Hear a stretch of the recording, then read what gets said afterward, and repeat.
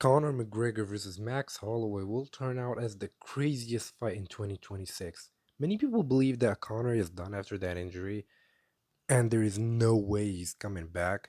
But to be honest, the real issue in this fight for Conor is the same one he always had, which is the cardio.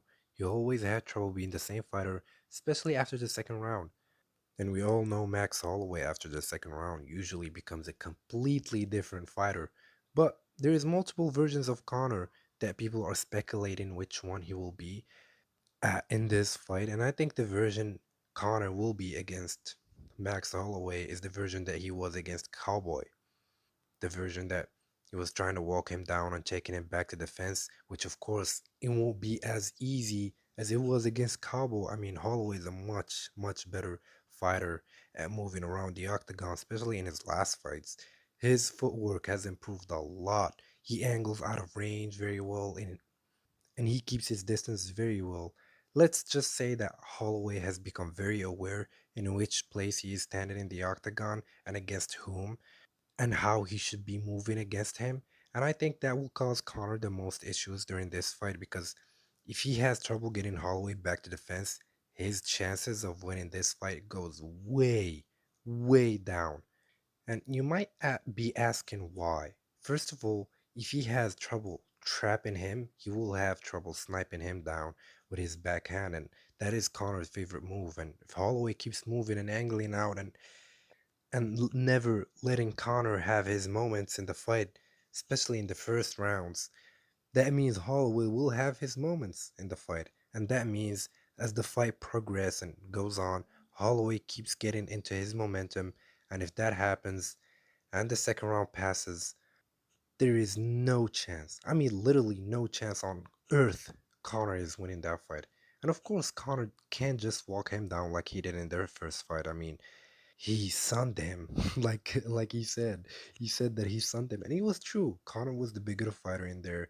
He was more like the man in there, and Holloway was like the boy. Connor was much powerful, much stronger, much muscular, much bigger, much more confident, had much more aura and much momentum going into that fight. And Connor couldn't care less what Max Holloway had to throw at him. He gave him no respect at all, and he had no reason to do so. Holloway had no pop in his shots, so whatever he threw didn't matter that much because in this fight, he has to be. But in this fight, he has to be a lot more careful walking Holloway down. But also, Holloway became a lot more powerful, and he also became a lot more vulnerable in his chin. Isn't what it used to be, and he can get finished by Connor in the first or the second round if he hits him with some clean shots.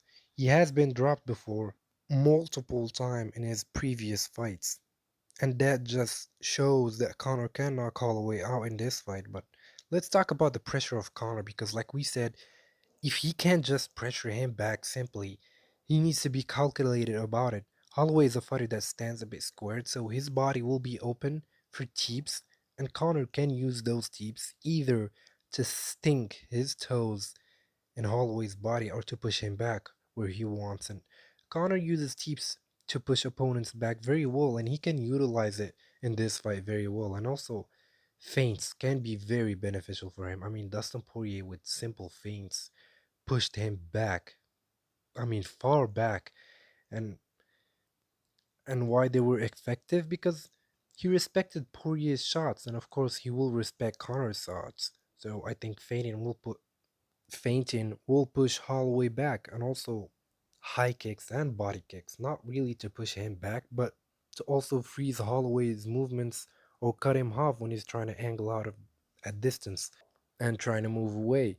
And let's not forget Connor's best move is to counter with his backhand, and he will get those opportunities, especially that they will be both of fighters trying to set up their backhands, and Holloway like to set it up by going to the body and trying to condition the opponent with throwing body shots, and let his guard down so he can then go upstairs and hurt him badly.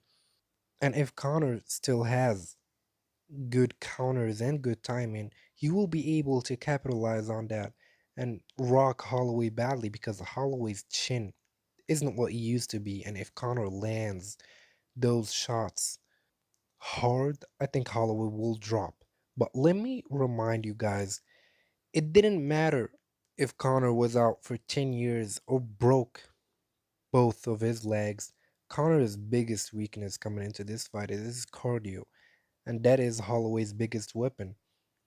Holloway never, ever gets tired, and if Conor doesn't finish him in the first two rounds, I think Holloway will win this fight. But it will still be close, I believe, because this is at 170, and Conor is used to fighting at this weight class, and Holloway never fought in his life at this weight. So I think his speed will be affected, but his cardio, to be honest, I don't think so. But the question that everybody be asking is, will Conor's 5 year layoff affect him in this fight? Yes, I think it will affect him, but not in a mental way. I think because most of the time, going away and being inactive affect the fighters mentally, and you know, stepping away from the octagon for a very long time kind of affects the fighters mentally. But I don't think it will affect Conor's mentality in this fight.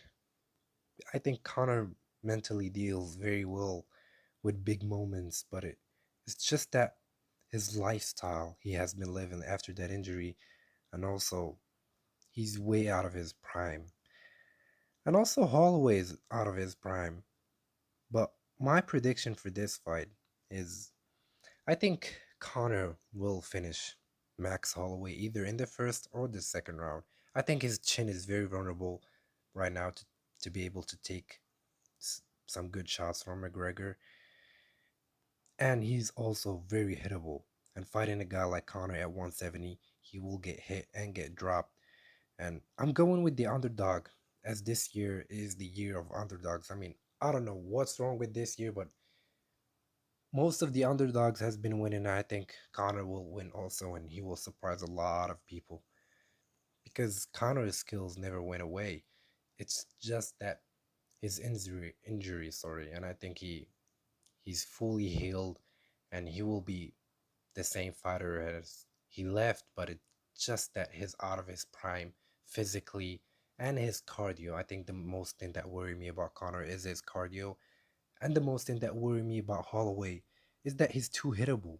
And against fighting someone like Conor McGregor, who's very good at sniping his opponents, you will get hit with some shots, and probably you may not see them. But yeah, I think Holloway is too hittable, and his chin is not the same to be able to get hit and take those shots very well. And if he gets hit, it will not take those shots very well. And I think Connor will be able to finish him, especially now that they're at 170, and Connor will be the bigger fighter. So I think he will be the more powerful fighter in there, and Holloway will be his speed will be affected. So I think Connor will be able to finish Max Holloway in the first or the second round, and he will surprise a lot. And yeah, it's a hard prediction, but I'm going with Connor. Like and subscribe, and please let me know what you think in the comments down below.